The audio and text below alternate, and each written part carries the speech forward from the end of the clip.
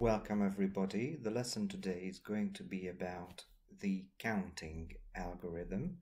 So we are going to make an application that counts how many divisors a certain number has. We are going to use Visual Studio Code, which you can download from this page, and also the .NET SDK, which you can download from this page. If you have more than one .NET framework installed on your system, you can specify which one you would like to use. Otherwise, your application is going to use the latest one. So when you create a new project, you can specify which .NET framework you would like to use. So,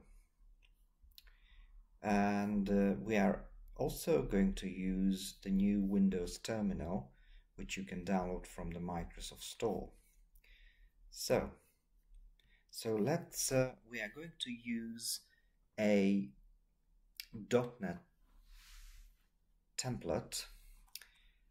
If you type in .NET new -L, which stands for list, you can have a look at the different templates you can use. So we are going to create a new console app project, we are going to use the console app template. And the short name is console, as you can see. So we are going to type in .NET new console. And we are going to put all the files and folders of our project in a separate folder, which let's call it my app. And now we are going to specify the .NET framework. So -- framework net 5.0. Hit enter. Restore succeeded. So let's change the directory. And let's open our new project in Visual Studio Code.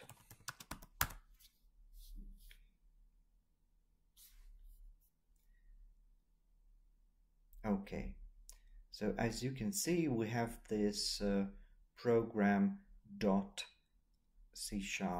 file. Hit yes.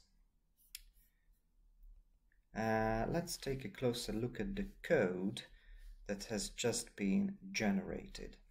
We have a using directive called system. Using directives facilitate the use of namespaces. As you can see, we have a namespace called my app, which is the name of our project. A namespace is actually a module that contains all the codes related to your application. We also have a class called program. In C#, anything you do within a class, because C# is a truly object-oriented programming language. And then comes a static method called main, which accepts a string array as a parameter. This is actually the entry point of your app. So if you ran this application, it would say hello world. Let's try it. So let's type in .NET run, and it should say hello world. It works. So we are going to delete line 9 And first, we are going to declare our variables. A variable is a pigeonhole used for holding a value, and this value may vary, hence the name. So first we are going to define the data type, which is going to be int. That stands for integer. So we're going to use the int keyword, and we choose a name for our variable. Let's call it n. That's number for short. And we are going to assign value to our new variable. So int dot parse, this is a method. We need to use this because you cannot implicitly convert type string to int. So now we are going to use the console class and the readline method. And let's ask the user to give us a number. So let's use the console class again and the WriteLine method. And let's say, please give me a number. Okay. Now we are going to declare another variable. The data type is going to be integer. So let's use the int keyword. In C# you can use this so-called explicit declaration, which means that you can define the data type in advance.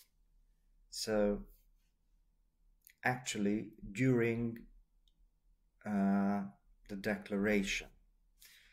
Declaration is creating a variable. Is all about creating variables. So int x, let's call it x, and the initial value is going to be 0. Now, as quite frequently you will need to repeat actions or steps or step through parts of your data, you will need to use a loop. The most commonly used loop is the for loop. The for loop typically uses a variable known as the counter or the index to keep track of how many times the loop has been executed, and it stops when the counter reaches a certain number. And it is made up of 3 parts. The first one is the so-called initial expression. That is to assign an initial value to the counter, to the index. So let's use the for loop.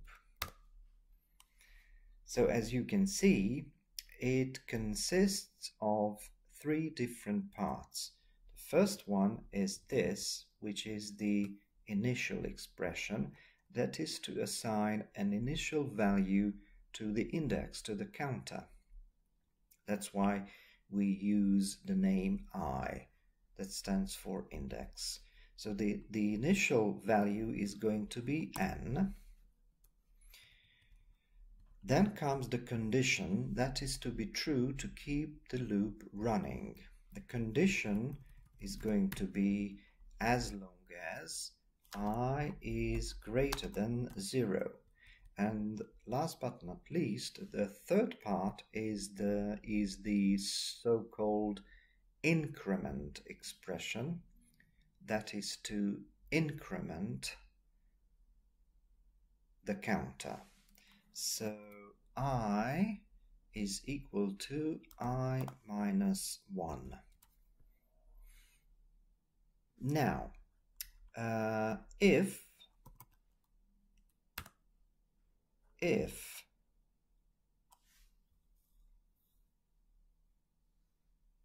if I is divisor of n. So n, this is the mod operator. The mod operator returns the remainder after a number is divided by a divisor. So I is equal to 0. X should be equal to x plus 1. So x plus plus. And now all we have to do is output x. So let's use the console class, the writeLine method, and let's say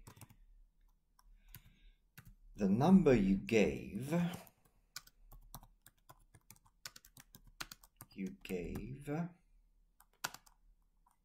has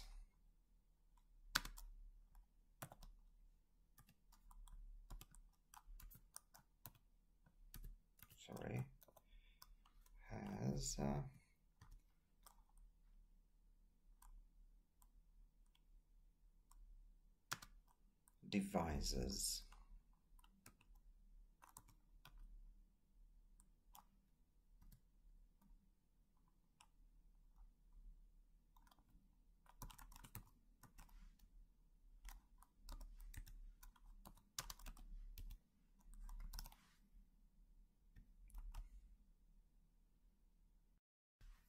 So let's run the application.